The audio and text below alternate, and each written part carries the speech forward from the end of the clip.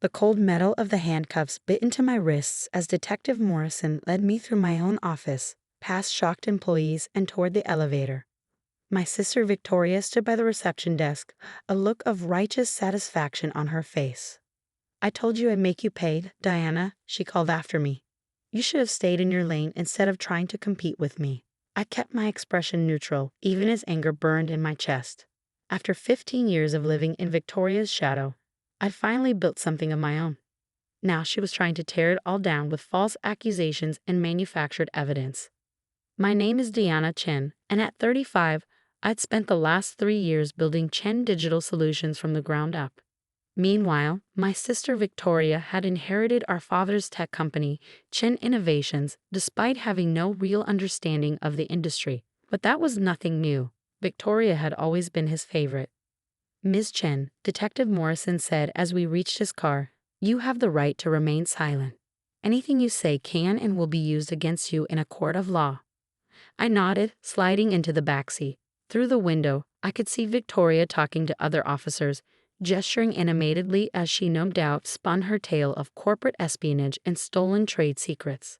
If only she knew what was really in that office safe. The ride to the police station was quiet, giving me time to think about how we'd gotten here. Growing up, Victoria had always been the golden child.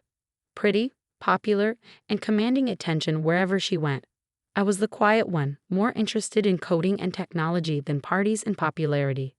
Our father, James Chen, had built Chen Innovations from nothing, turning it into one of the most successful tech companies in Seattle.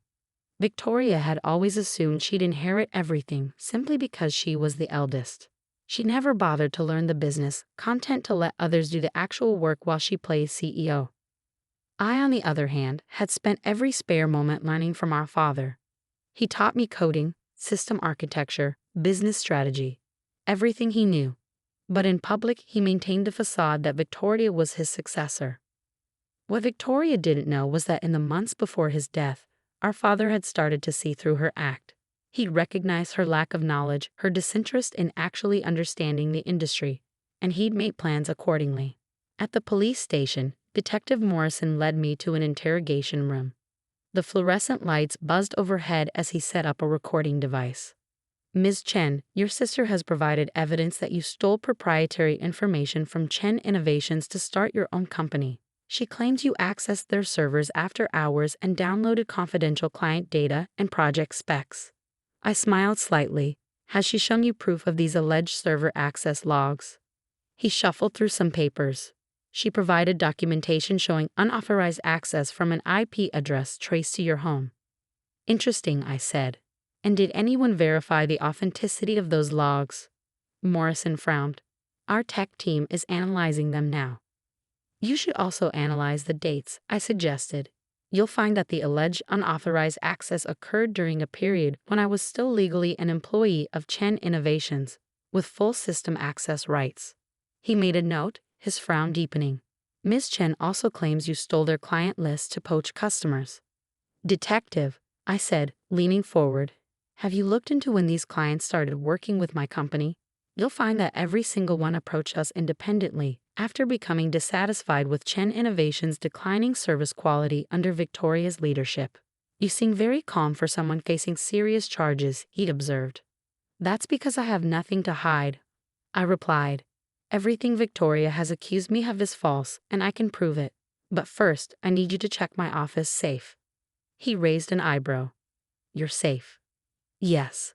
The combination is 47 to 2391. Inside, you'll find documents that will interest you greatly." Morrison studied me for a moment before nodding to another officer. "Johnson, get a team to Ms. Chen's office. Check the safe." As they left, I settled back in my chair. Victoria thought she had won, that she finally put me in my place. She had no idea that our father had left me more than just business lessons. The next few hours passed slowly. I answered questions, provided alibis, and waited patiently for the officers to return from my office. Finally, Detective Morrison walked back in, holding a thick manila envelope.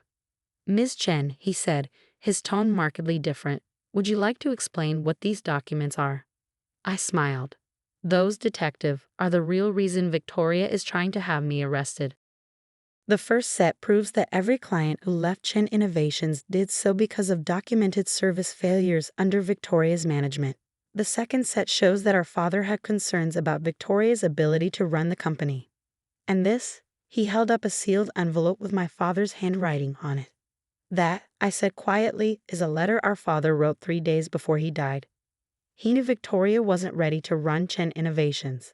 He also knew she would never accept that reality.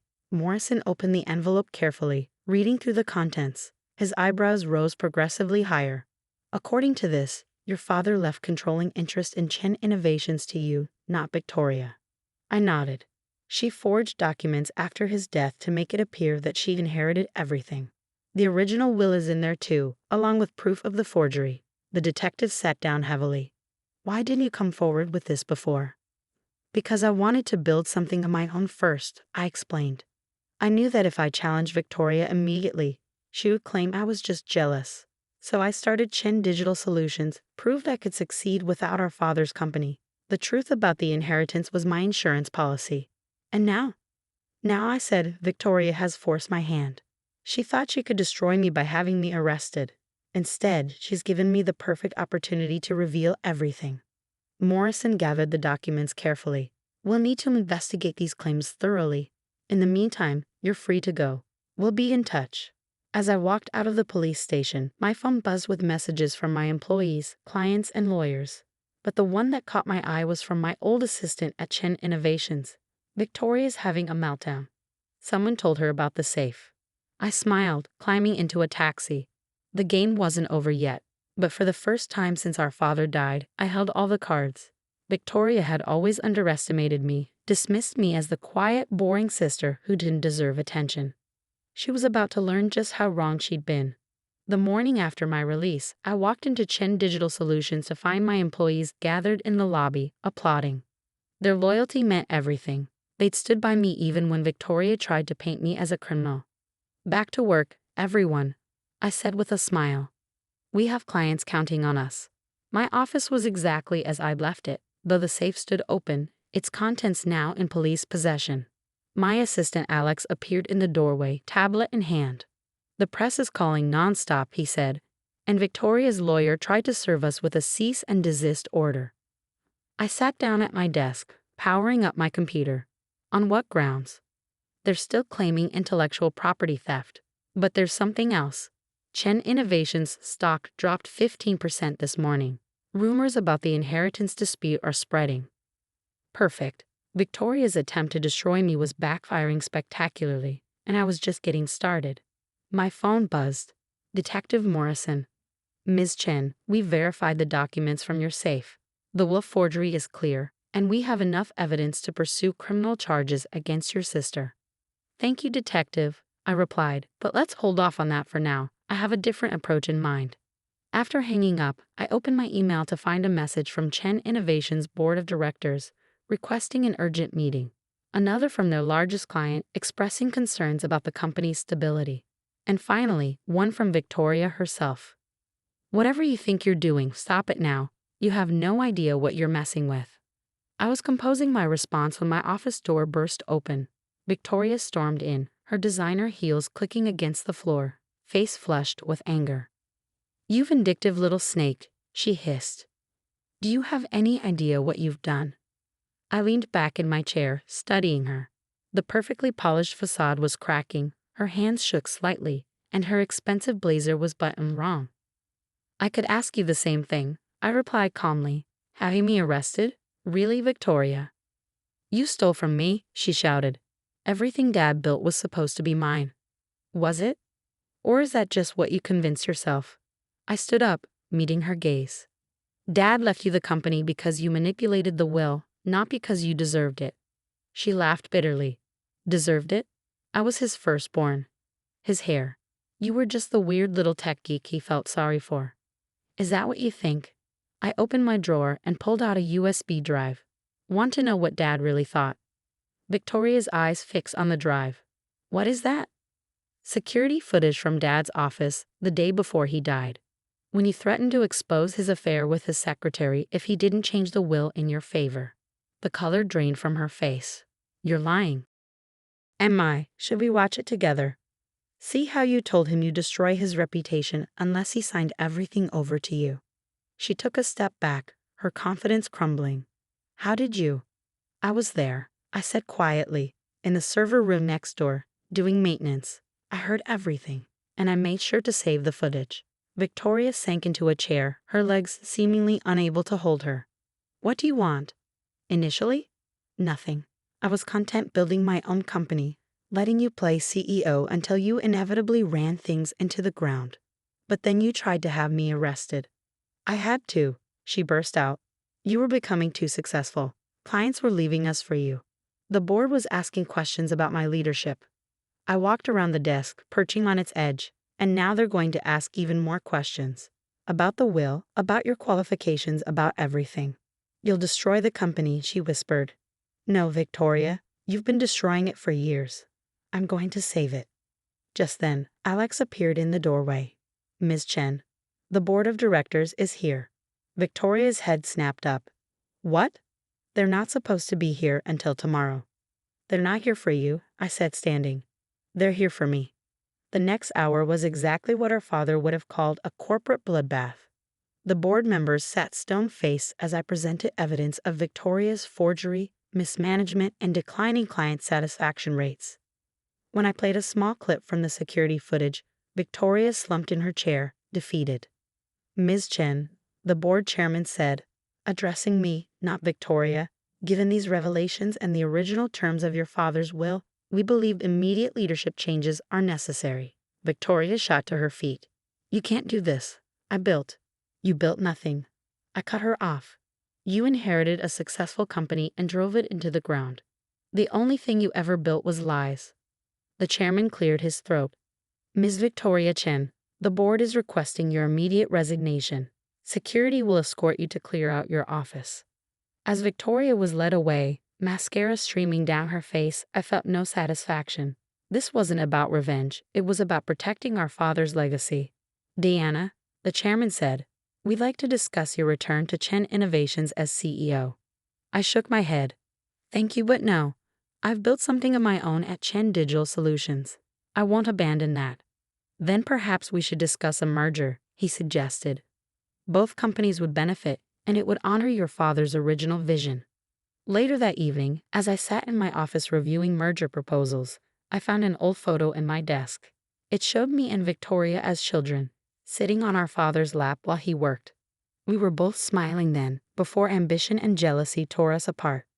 My phone buzzed with a text from Victoria. I'm sorry. For everything. Can we talk? I stared at the message for a long moment. Part of me wanted to ignore it, to let her live with the consequences of her actions. But another part remembered that little girl in the photo. Tomorrow, I replied. Bring coffee. Victoria arrived at my office early the next morning, carrying 2 cups of coffee, not from an expensive cafe, but from the small diner where we used to eat breakfast with Dad. It was a small gesture, but it spoke volumes. I brought your favorite, she said quietly, setting the cup on my desk. Triple shot vanilla latte, extra hot. I gestured to the chair across from me. You remembered. I remember a lot of things, she said, sitting down. Like how Dad used to let you play with his computer while I was at dance practice. How excited you'd get when you solved a coding problem. The coffee's aroma filled the room, bringing back memories of Sunday mornings and family meetings, before everything went wrong. Why did you do it, Victoria? I asked. Not just the will, all of it. The accusations, the arrest. She stared into her cup for a long moment. I was scared, she finally admitted. Terrified, actually. Everyone expected me to be this brilliant successor to Dad's legacy. But I didn't understand half of what the company did. You were the one who got the technical side, who really knew the business. You could have asked for help, and admit I wasn't good enough. She laughed bitterly. Do you know what it's like being the eldest, always having to be perfect? When Dad started mentoring you more, teaching you things he'd never bothered to teach me, I felt replaced. I thought about all the years of competition between us, the rivalry that had poisoned our relationship. So you tried to force him to choose you. The affair was real, she said softly. I found out by accident, but using it against him, that was the worst thing I've ever done. He died thinking I was a monster. Tears slid down her cheeks, and for the first time in years, I saw my sister instead of my rival.